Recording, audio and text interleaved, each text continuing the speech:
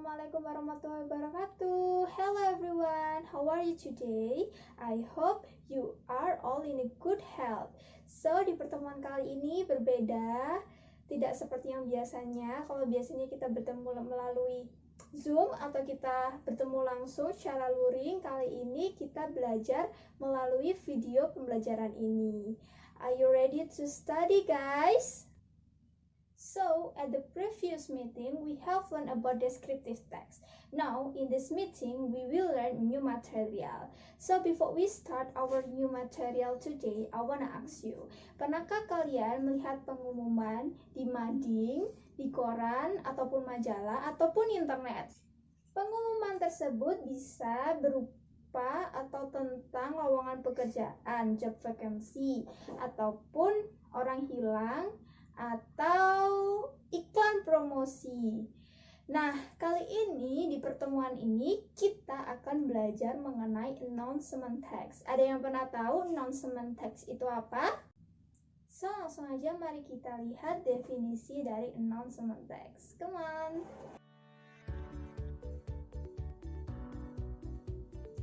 Announcement text. Announcement text is a written or spoken statement in a public or formal words containing information about an event that has happened or is going to happen, so publicly people know what, when, and where it is about. Jadi, announcement text merupakan suatu informasi dari suatu hal atau acara biar kita bisa tahu kapan, apa, dan di mana acara atau hal tersebut terjadi.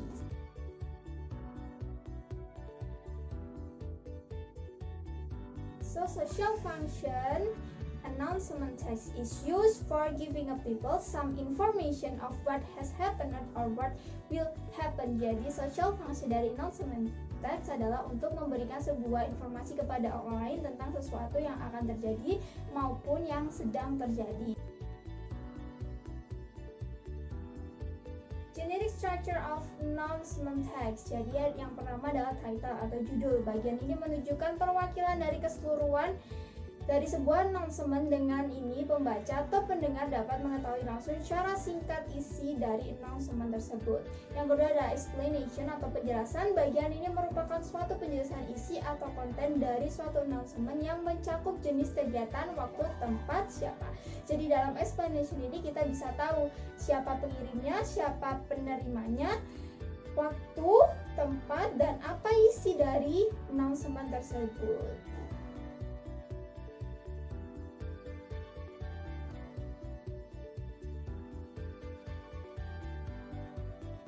Language feature atau unsur kebahasan dari announcement text yaitu selalu menggunakan simple present tense and simple future tense. Kita bisa lihat contoh di sebelah sini ada contoh dari announcement text. Di situ ada kata there will be a welcoming ceremony next Friday. Jadi di situ ada kata kunci will be, yaitu kata kunci dari future tense. Future tense sendiri merupakan suatu tense yang menyatakan suatu kejadian di masa yang akan datang. Nah, dari penjelasan tadi, apakah kalian sudah paham dan punya gambaran apa itu announcement text? Semoga kalian bisa paham ya. Nah, setelah kita belajar tentang penjelasan mengenai announcement text, sekarang kita akan membedah contoh-contoh dari announcement. Sekarang kita akan bahas contoh dari announcement text. Nah, nanti saya akan tampilkan contohnya di sini. Sambil itu saya pegang kertas, saya melihat contohnya dari kertas ini, oke?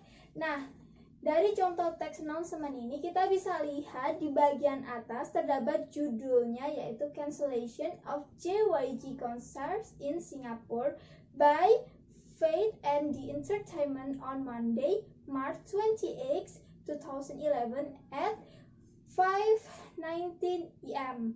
Balik lagi ke generic structure-nya, bagian title ini menunjukkan atau memberikan informasi awal mengenai sebuah announcement tersebut. Nah, jadi informasi awalnya kira-kira apa? Jadi, informasi awalnya yaitu memberitahu kita ternyata pengumuman ini itu berisi tentang cancellation atau pembatalan konser JYG di Singapura. Oke, sekarang kita lanjut di bawahnya. Dan di bawahnya terdapat tulisan Dear Fans and Media. Dari sini kita tahu bahwa announcement ini ditujukan atau dibuat untuk fans atau media dari GIG artis ini. Terus di bawahnya lagi kita bisa lihat, this is an official announcement to inform everyone that we have just been notified by G-Jazz Entertainment, the artist agency of GYG, that they have decided to cancel GIG World Tour concert in Singapore, which is scheduled on 23rd April 2011 at Singapore Indoor Stadium. Nah, pada bagian ini kita bisa tahu bahwa konser ini gagal karena dari pihak agensi artis JYG yaitu G-Jazz Entertainment yang membatalkan acara tersebut. Jadi kita tahu kenapa sih acara ini dibatalkan, ya karena di cancel atau nggak diterima oleh G-Jazz Entertainment yaitu pihak agensi dari JYG. Nah, pada bagian selanjutnya nih, it is with utmost. Nah, utmost di sini artinya sepenuhnya. Diingat-ingat ya.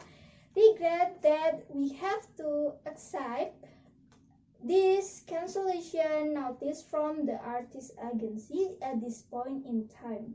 We have submitted the final plans for stage, seating and ticketing for the agency approval so as to process with the official announcement on ticket sale. These plans are in accordance with the regulation required by the authorities in Singapore and the budget allocated for the concerts. It is most unfortunate that the plans are not approved by G-Jazz and their decision is to cancel the concert. We respect the agency decision and with great regret we are unable to change their mind, but to accept this unforeseen circumstance that is beyond our control. Jadi dalam bagian ini pihak Fate and the Entertainment menjelaskan kronologi mengapa bisa si konser tersebut dibatalkan, yaitu karena padahal ya dia menceritakan kronologinya, padahal dia sudah mengirim final project tapi tetap ditolak oleh agensi si GYG ini, sehingga dia sangat menghormati keputusan agensi tersebut dan sangat menyesal dia harus membatalkan konser. Nah, dari dua bagian explanation tadi kita bisa tahu apa sih isi dari announcement ini, yaitu sebuah penjelasan mengenai mengapa konsernya GYG itu dibatalkan. Nah, kita bisa lihat lagi di bagian akhir. We understand the disappointment as well as the inconvenience caused due to the cancellation and we sincerely apologize especially to the fan of GYG. Jadi pada bagian akhir terdapat permintaan maafan dari pihak Fate and the Entertainment ini kepada fansnya GYG. Nah, pada bagian akhir yang paling terakhir di situ ada tulisan the management Fate and the Entertainment, dan di sini kita bisa tahu bahwa pengirim pengumuman tersebut adalah the management Fate and the Entertainment. Oke, dari contoh tadi kita jadi tahu ya announcement text itu seperti apa. Nah, sekarang kita akan lanjut pada pembahasan soal. Nah, saya melihat soalnya di sini ya. Nanti soalnya akan saya tampilkan di samping sini untuk kalian. Oke, kita bahas soal yang pertama. Terdapat announcement text. Attention, all students must join the class meeting for 15 December to 21st December 2008. Principal Natalie. Soal yang pertama. What kind of the letter it is? A letter, B a label, C a postcard, D an announcement, and E a memo.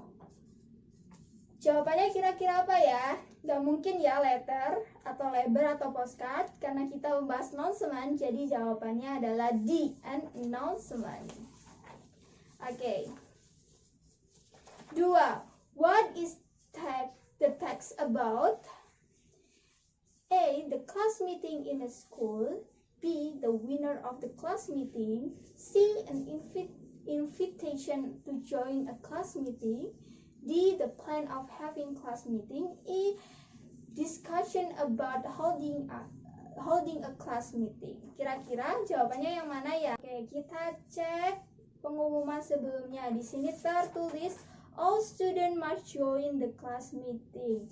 Nah, berarti jawabannya yang tepat adalah an invitation to join a class meeting. Jawabannya adalah C. Kenapa gitu? Karena di sini announcement-nya itu berupa mengundang siswa untuk mengikuti class meeting, to join the class meeting. Okay, next ada announcement lagi nih, ada contoh announcement lagi. Nah, saya punya tips bagaimana mengerjakan soal announcement, descriptive text, atau soal-soal yang mungkin punya teks yang panjang-panjang. Biar mempercepat waktu, kalian langsung aja lihat soalnya. Nah, kita langsung aja lihat soalnya ya di nomor 3 ini. The advantage of attending the seminar that student get are able atau bla bla bla. Nah, kita lihat nih the advantage. Kita langsung cari di announcement text-nya biar cepat.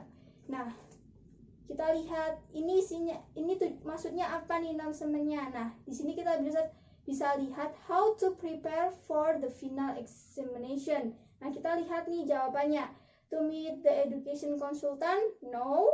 To prepare for the final examination, kita simpan dulu jawabannya. C. To teach strategy for the final examination, kita simpan. D. To get the free chance of joining the seminar, jelas tidak ya. E. To be presenter in that seminar, ini sangat impossible gitu ya.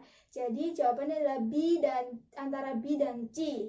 Nah, kita lihat C dulu, to teach strategy. Nah, di sini nggak ada kata to teach strategy. Di sini hanya ada how to prepare for the final examination. Jadi jawaban yang tepat adalah to prepare for the final examination. Nah, dari sini kalian paham? Kalau paham, kita lanjut di nomor 4. Di nomor 4, who will come to the morning seminar? Nah, kira-kira siapa nih yang akan datang di seminar pagi ini? Kita lihat yang diundang, kita langsung lihat di announcement-nya. Langsung kita cari kira-kira announcement ini dibuat untuk siapa sih? Nah, di sini ada kata student of grade 12. Jadi, yang akan datang dalam seminar ini adalah student of class 12 grade. Jadi jawabannya adalah C. Mudah kan?